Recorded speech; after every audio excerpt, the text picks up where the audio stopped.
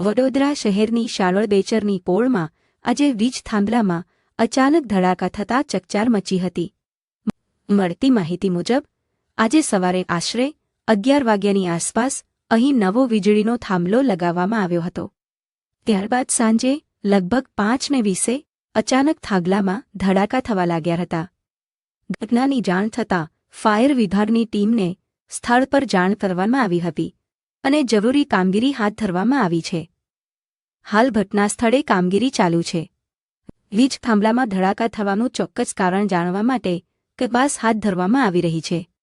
ઘટનામાં કોઈ જાનહાનિ થઈ છે કે કેમ કે અંગેની સત્તાવાર માહિતી હજુ સામે આવી નથી.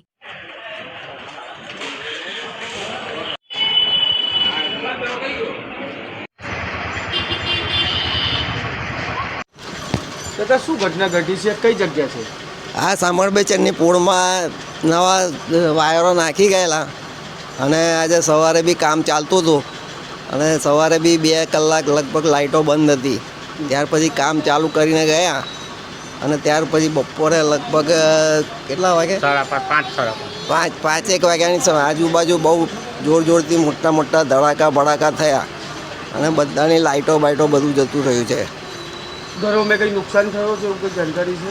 ના, નુકસાન તો હજુ સુધી ખબર નથી પડી અમને કોના ઘરમાં, કારણ કે બધાએ સ્વિચો બંધ કરી દીધેલી એટલે હજુ સુધી ખબર પડી નથી અમને.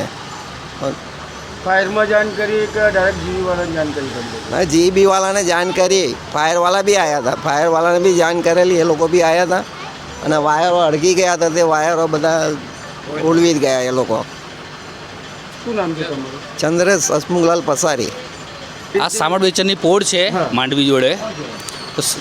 આજે સવારથી થાંભલો ચેન્જ કર્યો, પછી વાયરિંગ નવું બી કર્યું, પણ હમણાં 5-5:30 વાગે 5 વાગ્યાના ટાઈમે આ ધડાકા થયા ને બહુ વાયરો બધા બળી ગયા છે.